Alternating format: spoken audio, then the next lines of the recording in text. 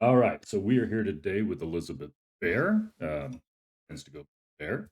Uh, you're going to be discussing quite a few things, hopefully, but eventually, the main thing is the origin of, sorry, is dropping, and I forgot to write it down. June, 28th, I yes, believe. 20th.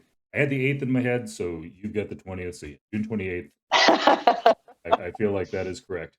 Um, and I think that's also part of the problem. I'll admit it right now. I literally, I think because of the June 28th, I had it in my mind that we were, which is And why I didn't get you some stuff ahead of time that I normally get you because I was pushing to get through this. I do apologize for that. But yeah, June 28th, definitely. I have to say, I met you, quote unquote, I say that as you introduced her, which I loved. oh, Oh, but thank you. yes, I am loving. So yes, I have discovered you. I'd I'm known the name, but I hadn't read. it is never too late. I I'm thrilled to still be in the industry after 20 years. It's always like any kind of career in the arts is always kind of living by your wits. And a lot of my sort of matriculating class of writers have gone off to greener pastures or decided to do something else with their lives. And just the fact that I'm still here is an incredible privilege. So I mean, don't feel like you're discovering me late. Feel like you're discovering me when there's an established body of work.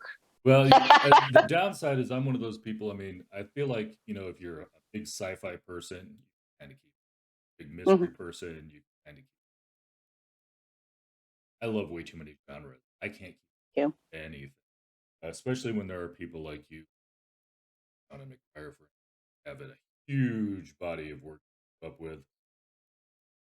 I think she's got me pretty well licked at this point. Well, everybody's chasing James Patterson. That's it's like Monday. There's a new book out. Well, yeah, but Shannon writes all of hers herself. True, true. That's Shannon is three people all by herself. James Patterson is like four people all being James Patterson, as far as I know. So. yes, yes. He does have a lot of James Patterson, and which isn't always a bad thing, but yes, it has become, I think, a bit of a James Patterson is. Um, but I do love the fact that he at least Yes, I really enjoyed the poker yes, tournaments. yes, and the snide comments, which I'm sure James had to sign off while I was in the bathroom. Um, but first and foremost, I just wanted to start off just because of the fact that I kind of teased Sean in a little bit about you as well. I noticed your first Hugo for all of the books that you've written. Your first Hugo was for this. Actually, no. The I have two short fiction Hugos, which were 2007 and 2009, Okay. and then the Squeakcast is 2012 and 2013. So I'm splitting the difference. I'm 50-50 for fan work and pro work. I feel like that's. I think wherever I looked it up, maybe that was just they had them in, and I didn't actually. Yeah, it's okay. But yeah, as it's apparently the Squeakcast. I wished I had been in it at the time. I tried looking it up, but and I can't find the original. I'm like 30, 39 originals. But yeah, if anybody hasn't checked out the Squeakcast yet, it's very good. Hopefully, some. Like before we get into Lotus King, that I did want to get in Mother. Mhm. I absolutely loved that. Got me to see that it's listed. It's obviously. Mhm. Is there any chance we're going to? It's a well, I think it's technically a novelette. It might be a long one. I'm not 100% certain on that, but there actually is another story existing, which is called Hacksilver, which was in um, fantasy and science fiction some years ago. 3 or 4 years ago. I think the Internet Science Fiction Database can tell you when. Or my website, I suppose. Hopefully it's on there. www.elizabethbear.com, updated occasionally. And that link will be on the YouTube. Yes, yeah. So there is one other story with that character. Okay, I'll look that up. And I can actually, I'll send you a manuscript copy. Oh, appreciate it. I have some ambitions to either do a collection with that character or maybe write a novel about him. He is sort of my loving homage to Norse myth and Diane Duane sorcerer characters, I think. Yeah, he was a very interesting character. And like I said, I looked you up on, I think, a series in Orc. I think Red Mother was just included in the quote unquote stories list, so I couldn't tell that they were and it is a part of the same world as the Lotus Kingdoms and the Eternal Sky books. It's the same narrative continuity. There's a whole bunch of stuff that is sort of loosely linked and takes place in the same sort of I can't even really say continuity because there's not necessarily characters that move from one book to another, but the same setting. Gotcha. Yeah, I've never been so emotionally attached to a cow before. Like, I hope he makes it. He makes it. All right. Oh, by the way, I did have one question before we get into how is it? I've talked to other authors, and you get to be both. How is it being married to another author? It's mostly great. It is really nice being married to somebody who understands that sometimes you're just slide pizza under the door. And the reason authors always have those high hung doors. Yeah. Slide. That's why we live in an old house, so you can get the flat food under the door. So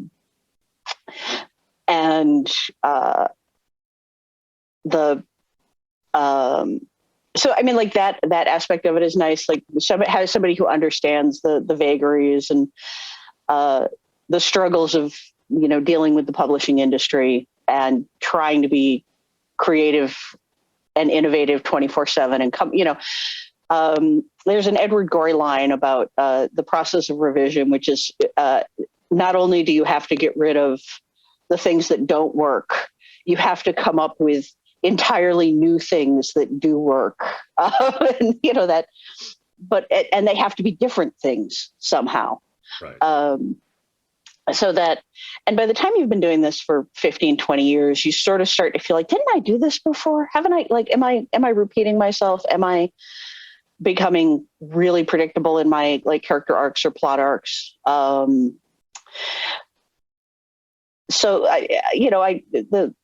The hard part is always the hard part is not the ideas, it's the execution of the ideas, I guess is what I'm saying. And having somebody around who understands that, and who also will, make you coffee. That doesn't take offense when they I need some time.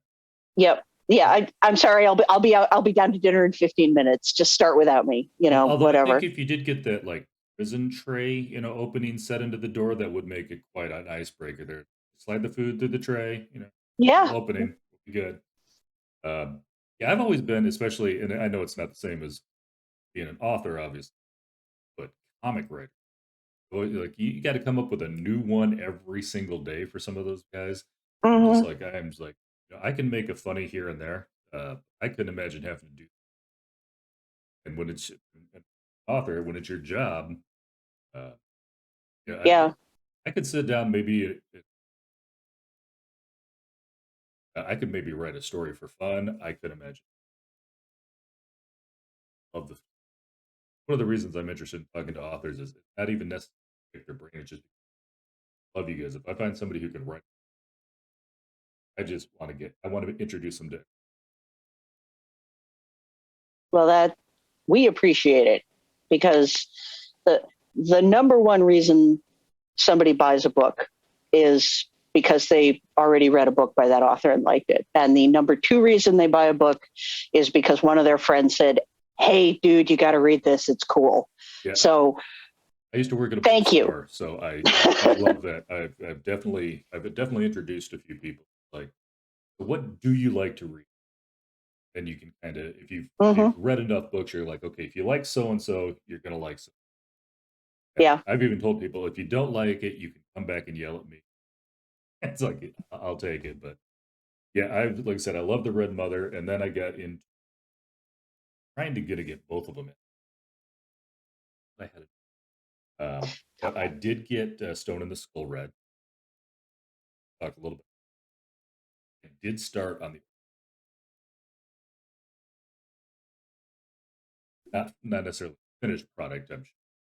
That's pretty close. Pretty I think close. I think I sent you the an advanced reader copy. Yeah, it was the. So there's going to be like some proofreading, yeah, but it's comma fiddling at that point.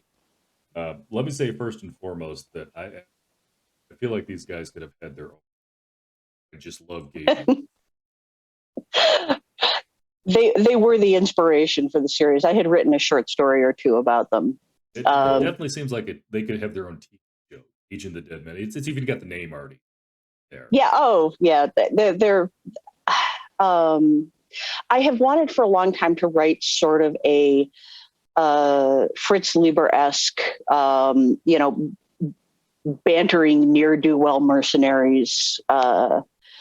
And for a long time, I just couldn't figure out like who I wanted as those characters. And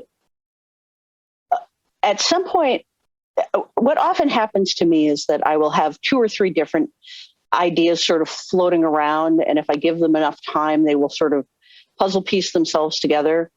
And there's almost like a click sensation when two things go together. And I had been thinking about writing a story about a character who was sort of inspired by L. Frank Baum's Tin Man, The Wizard of Oz. Because I don't know if you've ever read The Wizard of Oz, but the Tin Man's backstory is grim. A lot of our quote unquote favorite childhood stories, the original stories, are pretty grim. Yeah, like he's a woodman who was so incompetent he kept chopping off bits of his body and having them replaced by metal, and then until eventually he was entirely metal. And I'm like, wouldn't it be interesting to write sort of an automaton or golem character who chose that for reasons of their own, like chose to become an automaton. We all, I think many people who deal with any kind of like chronic pain or injury often have a kind of, oh God, I just want to be a brain in a jar thing. And a lot of people who feel vulnerable often feel like they want to have more armor.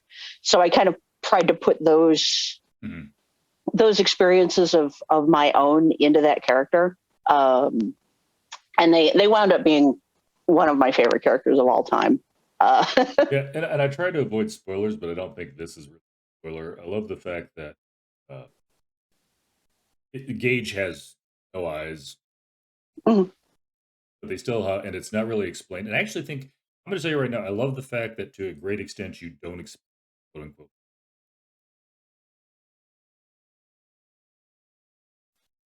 Or at least not in any parts that because I think sometimes you try to explain it. I love the suspension of that you can kind of get when you're in a story like that. And then when somebody just says, well, I have to explain exactly how the magic, then I start, my other side of my brain kicks in. I wouldn't. So I just love that it's just kind of there. But the fact that he can sense almost everything except for, can't really sense. Yeah. And the fact that it is like, you imagine trying to be that character who's obviously super strong, but if you don't have that sense of touch, but you got to kind of remember. Yeah. Got to be something that's always on. Yeah, I think I I have often thought about, and this is a thing I've occasionally seen addressed in comic books, but like that superhero thing of when you are super strong and or super large or both, and the world just is not built to fit you, and the world is, by your standards, incredibly fragile. You have like if you were Superman, you would have to maneuver through the world constantly second guessing yourself and constantly measuring every motion you took. I mean, it's no mystery to me that Superman wants to screw off to Antarctica to a fortress of solitude, made of stone and ice every once in a while because at least he can close a door without worrying that he's going to tear down the apartment building. And that was so that it's very interesting to me to write those characters who have to be so self-aware and so careful lest they hurt somebody. I mean, on some level, that's all of us in our personal relationships. So it becomes a relatable metaphor, but it's also just like an interesting make it like one of the great ways I think to talk about certain aspects of the human condition in science fiction and fantasy is you can exaggerate them for effect. You can sort of test them to destruction and thereby make them evident and manifest for the reader. I'm actually glad you brought up superheroes because one of the things that I enjoyed about the Gage, I think there's a lot of other authors that, given that concept, Gage would just be the like, okay, here's a bunch of soldiers on, Mm-hmm. and we really don't see. Again, I haven't finished quite yet the last book. We really don't see him doing that. He doesn't just like, oh, I can beat up everybody, so I'm going to beat up everybody. Uh, he's not necessarily no, we're running into this problem or we're facing something. We'll just go to the world, and he does that. He's much more thoughtful. He's a perfect foil for the dead man. And I love all of your little snippets about if he'd had a mouth, he would smirk or something like that. I drive my copy editors crazy. No, but I love it because let's face it, there are people that that you have to know them to understand their movie. Mm-hmm. There are people who are stoic.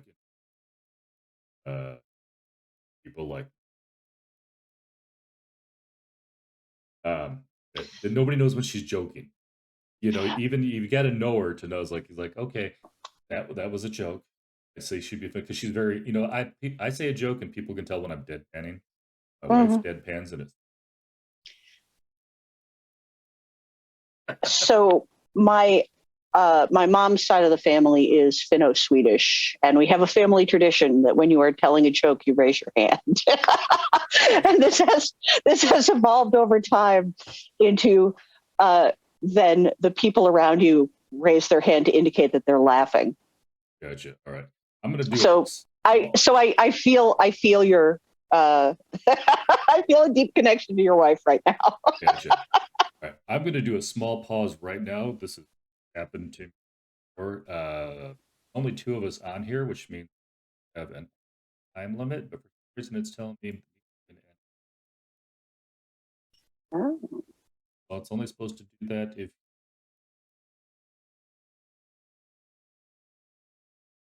people on.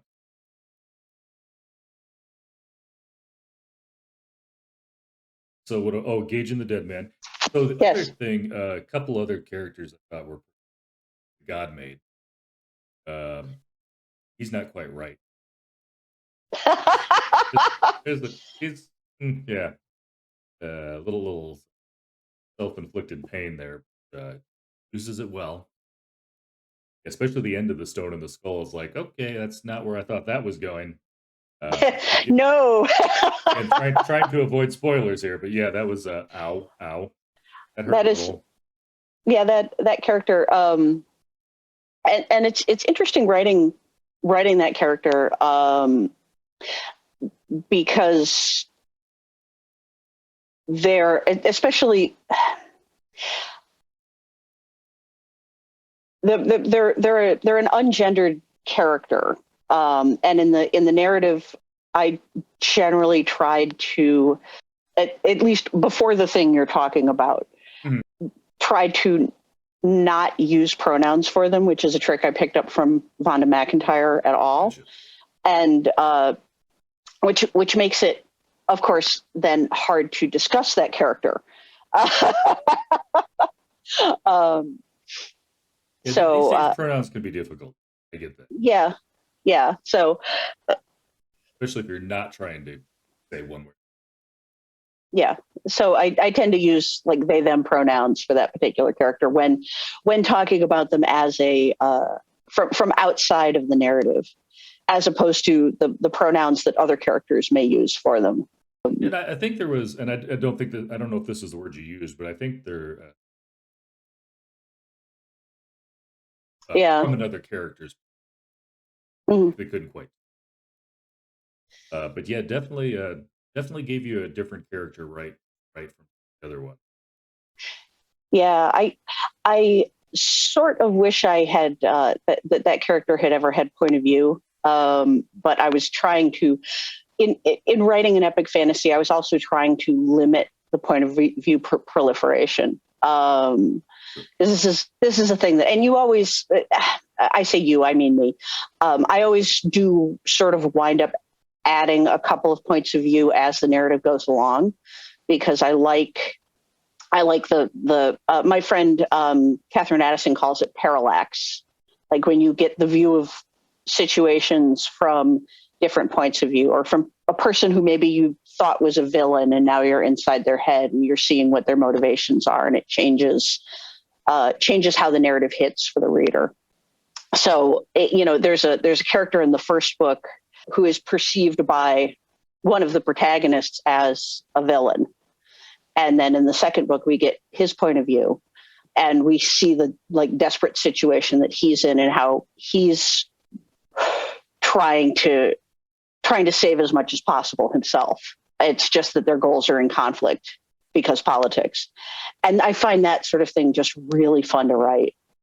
I think too on the point of view thing. I think certain characters are almost better if you don't have their point of view. I think it gives that little bit more air of mystery as to what Yeah, always be inside their head. and that Uh, character knows too much, yeah. honestly, to be given point of view. Yeah, I think and I don't know if you do any from her point of view. Roma Randall, how you say her name? yeah, I think one of those two where you don't think you could understand this. She understands if you were at least to a certain. yeah. It would be extreme stunt writing. Yeah. Well, plus, how many people really have life know what somebody'd be thinking after all that time.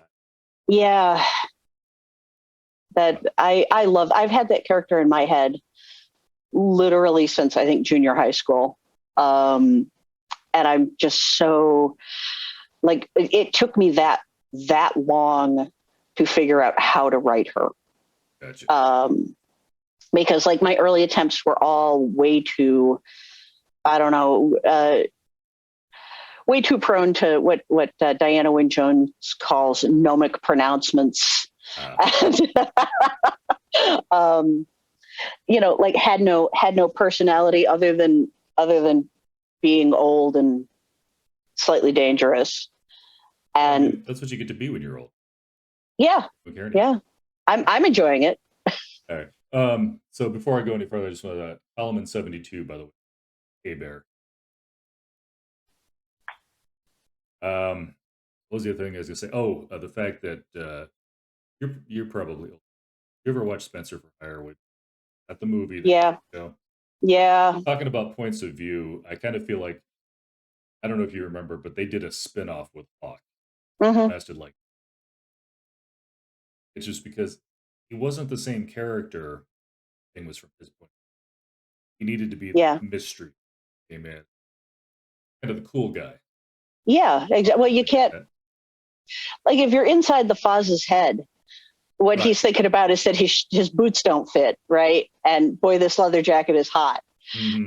And from the outside, Exactly. I mean, but yeah, like I do love the fonts. I think one of my favorite. I can't even remember. Get a quote. He asked some kid of who he. Oh, he was like, "I saved your brother." He's like, "Saved my brother? What did you do?" It's like, "I quit hitting him." It's like, "Oh, you're that Fonz." Like, it's like, yeah, but that's a totally different story if you're watching that show from the Fonz. yeah, So I love the, for instance, the God made, and at least what I've seen, Curl that's fine. doesn't. I'm just not 100% sure I'm pronouncing it right. I got a little lucky since I was running low on time. I did read some of the book, and I read a book for Stone in the Skull. Pearl, I didn't get the pleasure of No, hearing somebody else pronounce it first, but that's how it's said. yeah, I think we're going with Carol Morandel. So, I tried to go. but I figured it was it's relatively phonetic. yeah. I think it's I my general attitude when making up weird alien names is that uh, they're not designed for human mouths and tongues. So whatever you do with it, you just get it out any way you can. Well, it's hard to write a fantasy book about bombs. It's just not the Yeah, same.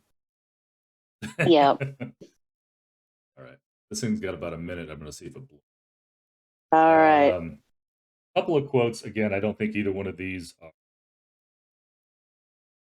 spoilers, but a couple of quotes I do, and that's, "It was not the first corpse she had washed in her. It was by far the most." I loved that line. She's had a bad couple of books, and she really Well, deserved yeah, that. it is not. I was feeling sorry for her at the end of book one, and of course, like I said, I haven't quite got book two in, but I started out book three, and I'm like, it hasn't gotten a whole lot better for her. I'm hoping we wrap up, a little bit nicer, but we'll have to see what happens. Again, no spoilers. Oh, hang on now. Yeah, I do apologize for that. I am on the road. I brought everything with me, so my mic is down here below me instead of up on my arm where it's usually at closer to my face. So I will try to speak up a little bit. Oh, hey, there we go. All right, now let me screen it is. Okay, perfect. Sorry. All right. On the plus side, that shouldn't happen again for another 30 minutes, so I think we should be good for that. I do apologize again to everybody. This will all be edited out. My apologies. It's all part. Hey, it's part of the pandemic fun, right? But as I was speaking about the quotes that I loved, I did have another one that I got a particular chuckle out of. "You have a way of folding startling revelations into matter-of-fact summaries of peril, moderately disconcerting." I don't actually remember where that one came in. That's after Earl Morandel kind of went over what they're facing, the problems that they're facing, and Oh, right. he's like, "Yeah," but I get that, This is where. By the way, one of the person was mentioning that I'm coming in a little lower. Can you hear me well? Oh, yeah. Okay. Yeah, I think the problem is, again, I usually have this up on a boom mic Hmm. arm, and of course, and, I'm working not on location today, so I'm not where I'm normally at. Everything's kind of like set up here. In fact, I'm trying not to touch this table because it's a very solid gaming table at home, and plastic table here that shakes. I didn't want to give anybody. No, at least one more. A couple other characters I didn't talk about without getting. Another character that I loved. It almost feels like she starts out as a side character, but I think she steals every scene. The poetess Umnahan. Yeah. Uh, uh, she's sort of secretly my favorite character too. She showed up in the Eternal Sky books. I think it was the second book, as she was supposed to just be sort of a bit character who had one particular narrative and plot purpose, and just wound up walking away with the book. Well, I think she's a poetess. I mean, basically, you've written an author into your series. She's one of my favorite characters. Yeah. As And a that's guy, maybe I'm still a little, love Gage and the Deadmen. Every time she comes in, it's like, okay, we're just paying attention to it. that's she's actually the only character that is in both series. So because they're 50, set about 50 years apart, and she's a young young glamorous singer in the first series, and then in this one she's wise and a little crotchety, but at the peak of her powers. And I was sort of in writing her, I was thinking of like Ursula Le Guin and Toni Morrison, and like women like that who have achieved sort of that level of literary ability and perspective and snarkiness. Right. And so I really was trying to channel that sort of feeling in her, and I'm really glad it came through. Well, I feel like especially, and again, I love Gage and the Dead Man, and oh my goodness, ending. But I love your female character. The way that you wrote, especially the Yeah. but the fact that these women are taking care of basically their entire kingdoms while working in kingdoms that won't let them sit on the throne apparatus. Mm-hmm. And it's like, but they don't care. They're doing what's best for people. They've also got a little snarkiness in. They there's a little bit of a little snide comment here and there, but they're definitely and I wrote down queens just I think most. Yeah. Well, that's what the people who are from other cultures call them. Right. So. But they're definitely two different ones. But the fact that they've actually they're two completely different characters, but I just love both of them. And I should have written their name. Again, because I was going off the audiobook, I was back because I got my book. I do have the actual physical of this. But I think it needed you to write. Again, especially a random screen pop up. Not touching anything. This will teach me not to work from home. But I can't remember where I was going. But the fact that you said they've got their faults. Don't get me wrong. But also I love the fact that even though they can't sit on the throne of power, they're both very, very well respected. They have people who are necessary. There are some people who are plotting against them. But even like they're talking about the fact that they go to do something, like their guards is like, no, you can't do. Oh, I'm not going to touch you. And actually, right. There's because of the fact. Well, and I think part of it's the priestess thing and the religion thing. But I also think a lot of it's just the fact that, at least among the people who know them, these women command respect. Yeah. Sometimes people think they know better than they do. They're like still in charge. They both have a charisma, I think, and some leadership ability. Although, one is in her late 40s and one is in her early 20s, so they have that. They have those differences. One has far more confidence in her abilities, but also much more knowledge of the limitations of her station, and the other one is in at the deep end and is still figuring things out. I think what you're saying about having, female characters who are very different from each other, even if they seem superficially to be filling the same role, is one of the things we really lose in media when we've got the only girl in the story, the Trinity syndrome, right? If there's only one woman, then it always seems to be a particular type of woman. Right. And she has to represent all women in the narrative. Whereas if you've got a dozen female characters, they can all be different people.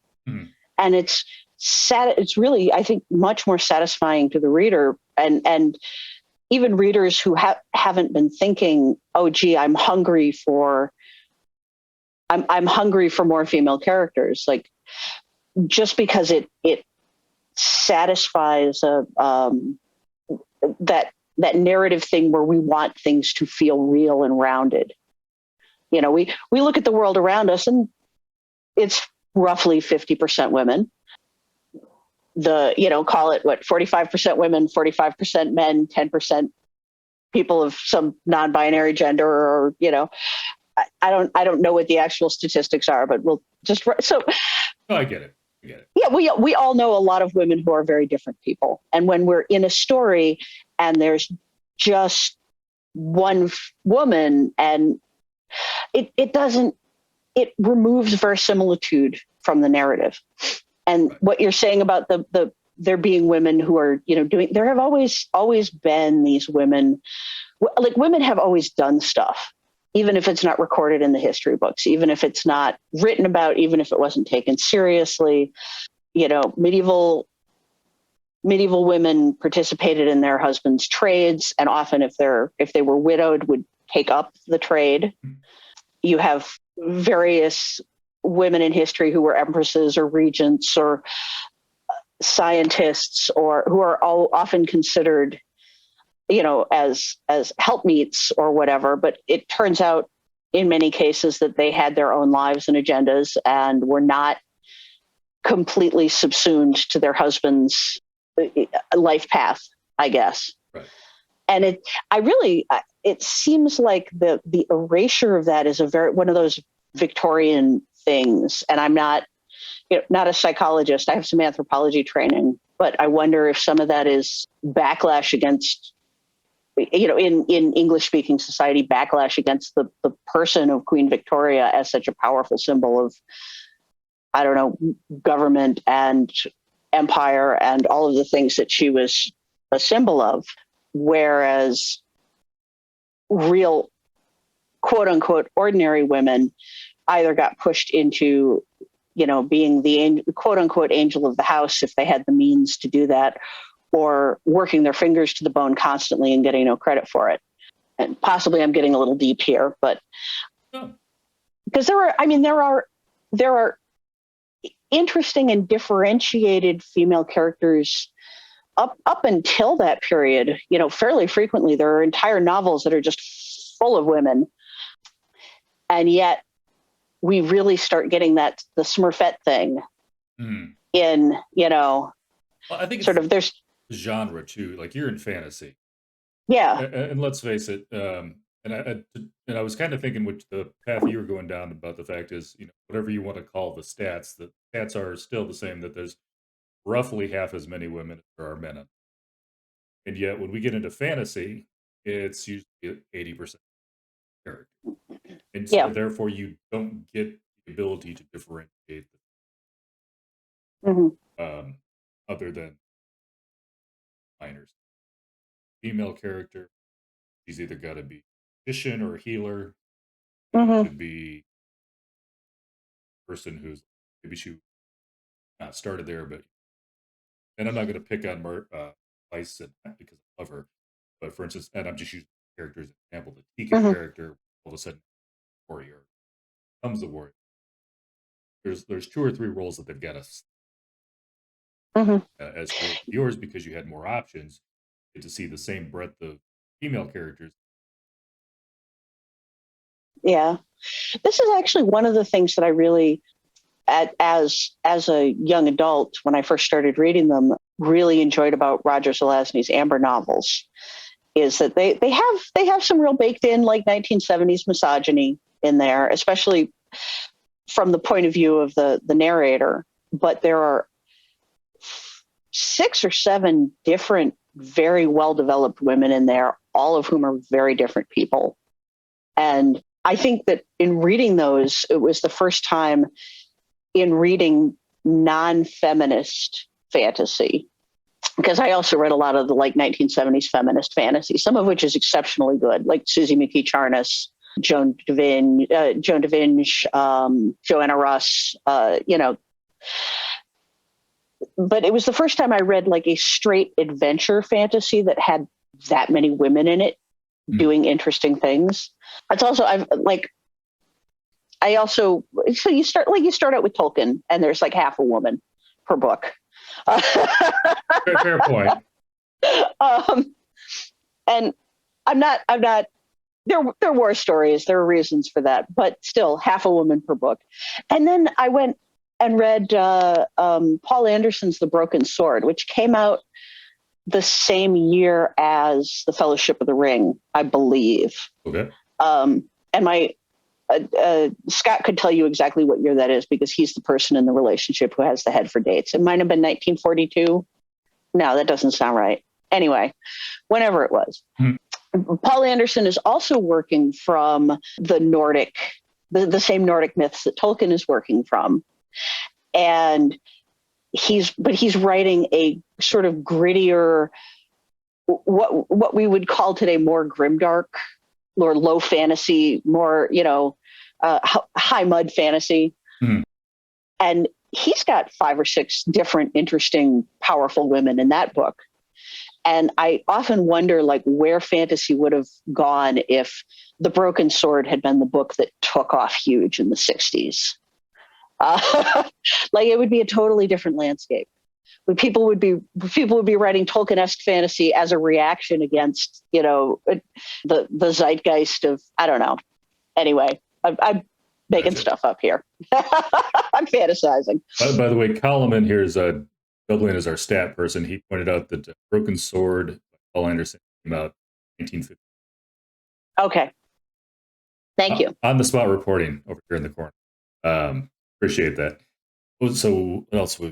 One other thing that I wanted to bring up, and I'm close to it now, too long, but somebody. We had some technical difficulties.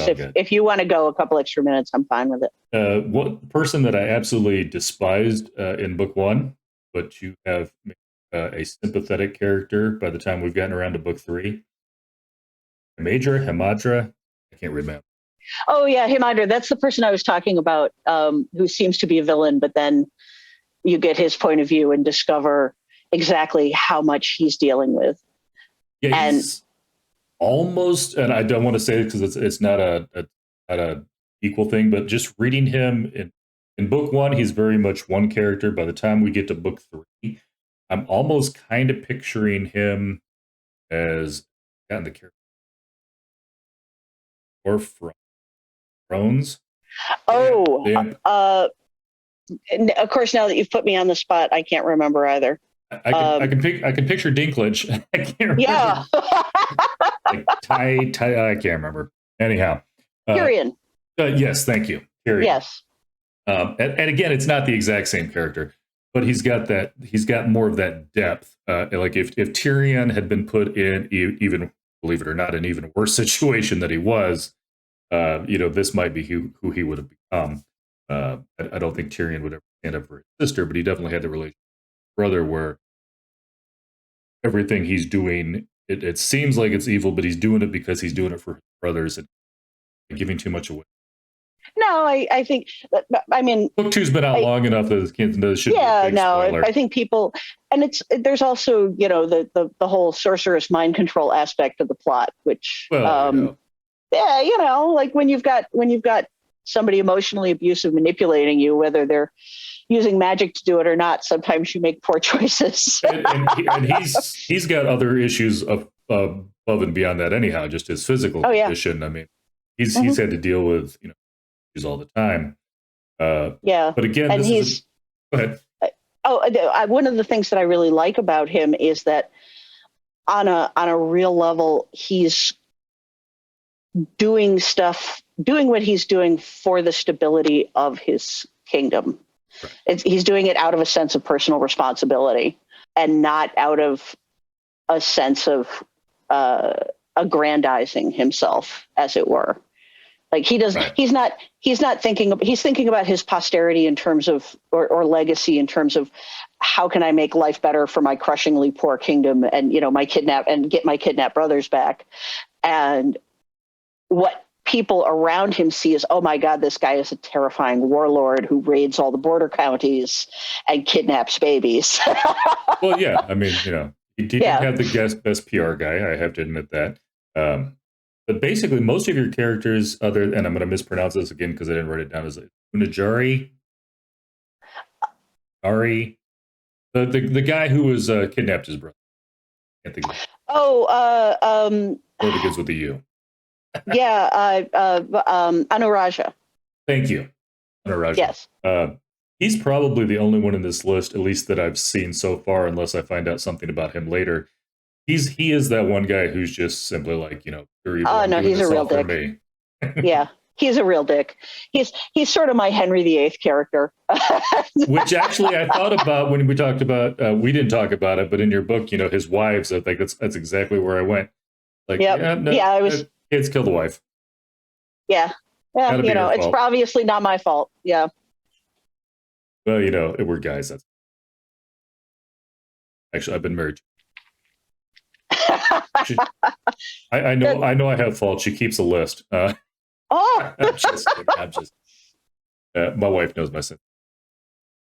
She'll murder me secretly. Well, she's also a nurse, probably. Just a little air bubble in the. So, like I said, the other stuff that I've read in the Origin of Storms, there's a lot of stuff to talk about, but there's nothing I want to talk about before the book comes out and people get a chance to read it. Like I said, even the quotes that I picked out very specific quotes where I just love the quote, but it doesn't. Yeah. But the one thing, like I said, I love, especially all of your characters, especially in a 3-book series, there's not a lot of time necessarily covered in 3 books, is that there's growth in all. A lot of these times you might get growth 7, 8, 9 book series. You're getting growth over a 2 to 3. Is it a 3-book series, by the way? It is. It is. It's done. Okay, it's done. Checking. I like things that have endings. Although after Christopher Paolini, I don't know if I believe you. I haven't talked to him yet. He's like, Aragon, 3-book series. Okay, I'm gonna write. But well, I mean, there's always the option to like go back and write more books in that world. But the story itself is. Yeah, but this particular story is told. Definitely gonna have to finish it up then. Yeah, comes to kind of a messy conclusion, but well, I mean, that's to be expected. I like that. I mean, sometimes you see, we as humans want things wrapped up in a nice, neat little bow, and everybody's happy at the end. I've also found that some of my favorite stories or movies even is where the ending's not just for an book, and they made a TV show out of it. Ending Jacob. I loved the end of that book because of and if you've ever seen Rain Man, I have not actually, but okay, I won't say it then. The way that book ends is that it sets itself up for something to be said, and you're waiting for it to be said, and the movie ends and it's never said, and you're like, no. But then as I've gotten older, I'm like, you know what? Life isn't like that. I love the way that it ended, even though I'm disappointed that something wasn't. Yeah, I'll let you just watch Rain Man at some point, but yeah, it's a great. It's on. I also haven't seen Groundhog Day and desperately need to. So those are like the two classic American movies that I just have not gotten around to. I just tell people they got to watch Dead Poet. I have seen that one. That is probably my favorite movie. It's the only movie that I have ever paid to see. Oh wow! I went with it, and then I told my best friend about it when we were in theater, and I had to make it. Only one I've ever placed.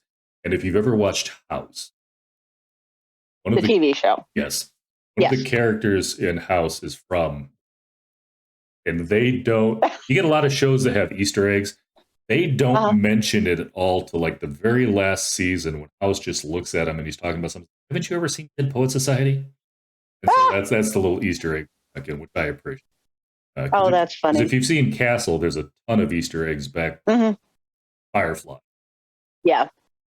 The Josh Whedon show that only lasted one season.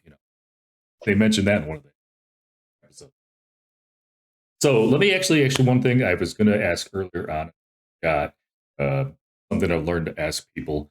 What is there something that you talent, experience, something that you've done that you wish people knew? Oh man. Your black belt ninjutsu closet. No, I I am a reasonably competent cook. That's that's Scott my probably appreciates that. yeah. He's also a reasonably competent cook. So Nice. it yeah. So which I greatly appreciate. He makes a chicken paprikas that is out of this world. It is Nice. one of the best things I have ever eaten in my life.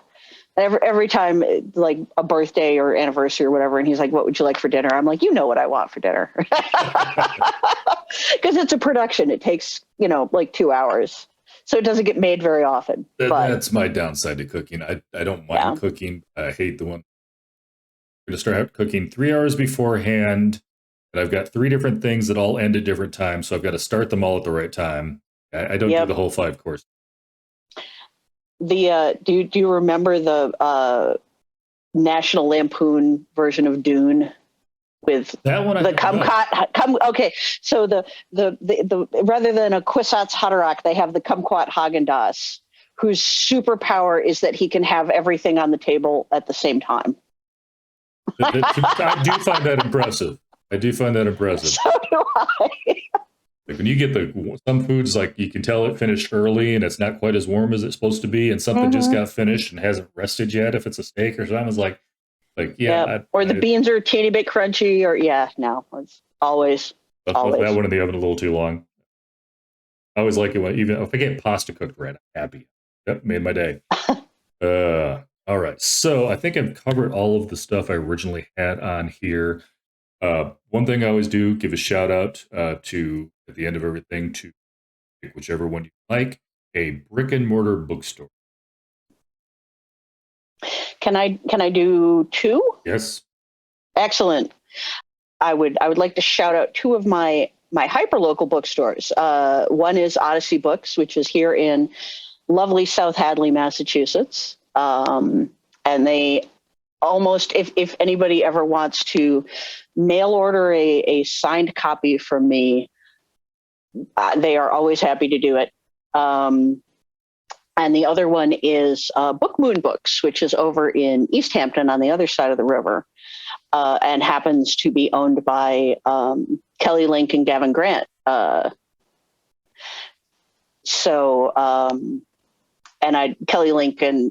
and Gavin run Lady Churchill's Rosebud Wristlet, which is a genre publication and also a small beer press. And Kelly Link is, of course, Kelly Link. Gotcha. Gavin is also a brilliant writer, but Kelly's a little bit more famous, I think. It happens. Yeah, but they also happen to run a really excellent bookstore. Nice. So, yep. As I tell people, I was like, I don't hate Amazon. After all, Twitch is. But I do always love giving out a shout out to local owned books possible. Stop in, as you mentioned before, best place to find a new book. Ask a book. oh yeah, People who do this absolutely. job every day. I don't know of any bookseller who doesn't. Yeah, they're going to have suggestions and the best way. And plus, I love the fact that you shout out to you. There's nothing I think more fun as having a and knowing where your favorite author and is like always the bookworm and here in Omaha, Nebraska, Rain Powell does there, so shout out there. But and almost every author I know has a book. If you want a signed copy, go here. They've got my digits, mail something in the first sign. I can yeah, and they're right next door to the sushi place, so I love an excuse to go there. And again, I'm going to give a shout out here to Bear for two things. One, for joining earlier, and two, for rearranging her schedule a little bit. Surprised my wife by coming to see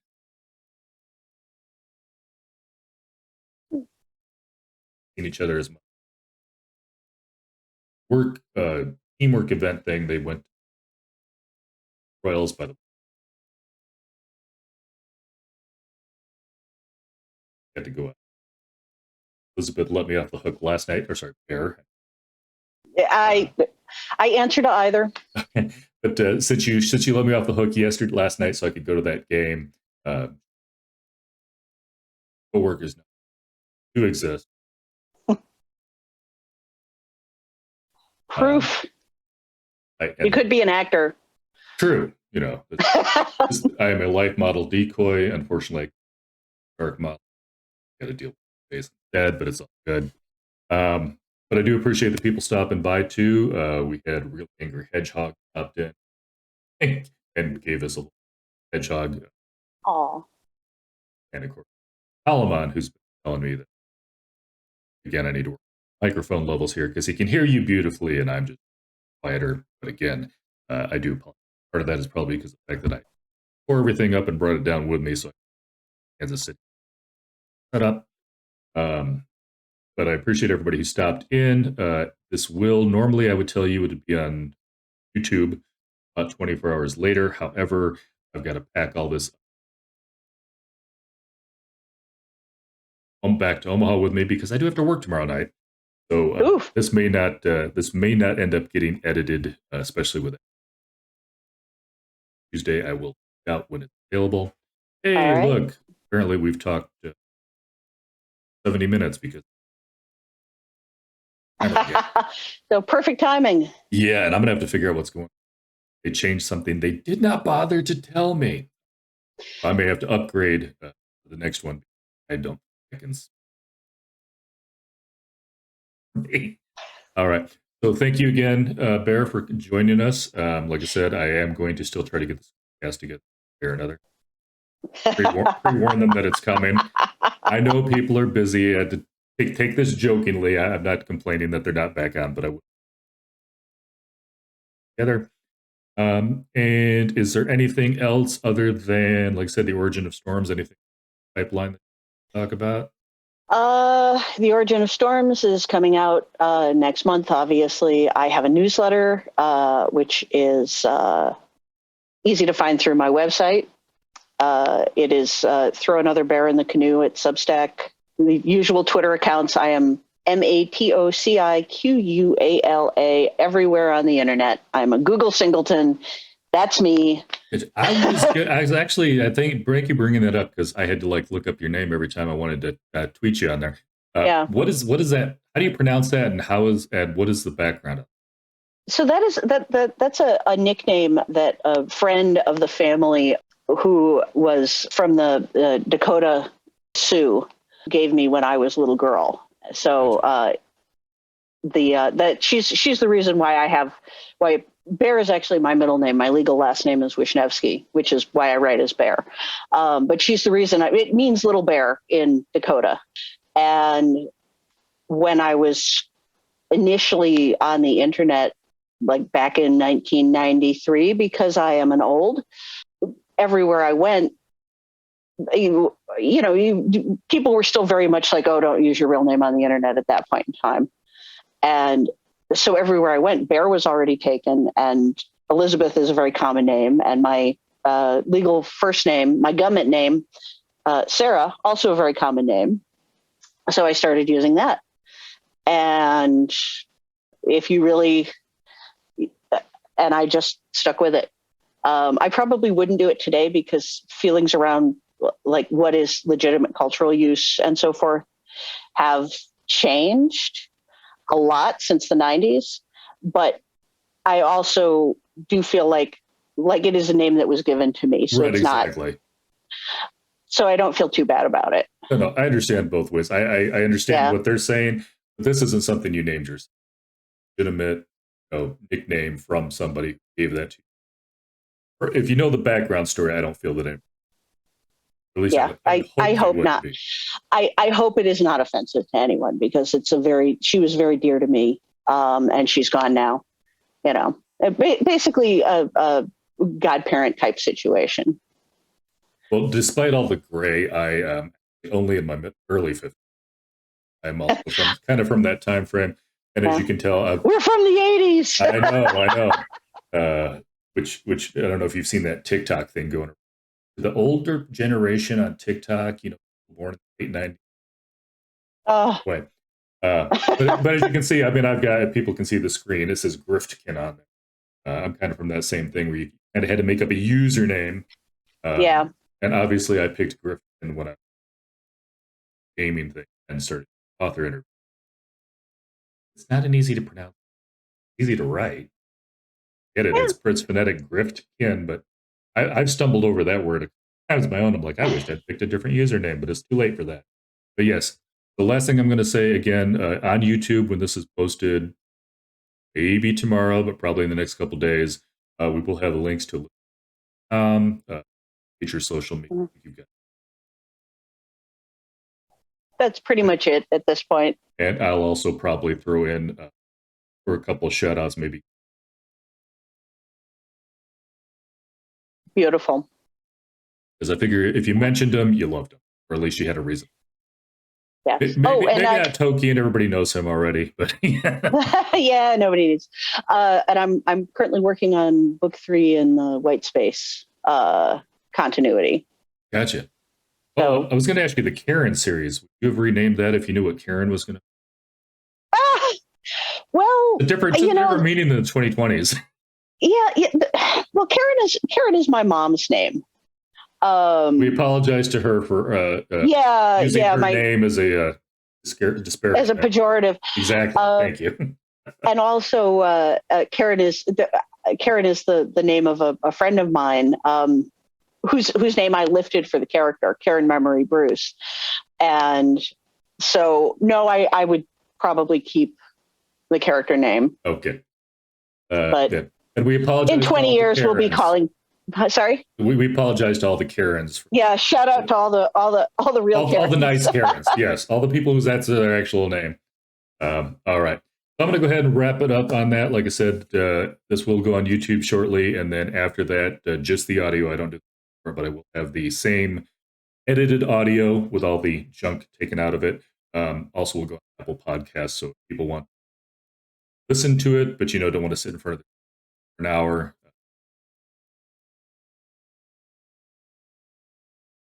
Not only come out and buy your books, maybe get a signed copy. I